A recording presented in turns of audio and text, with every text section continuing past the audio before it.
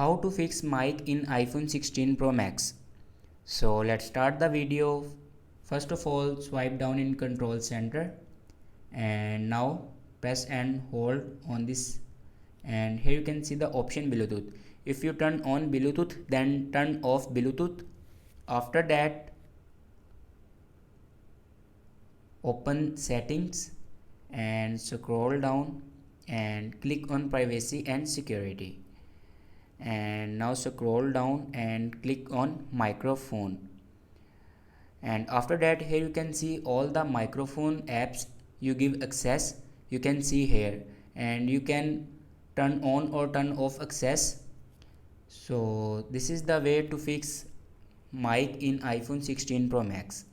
Thanks for watching this video.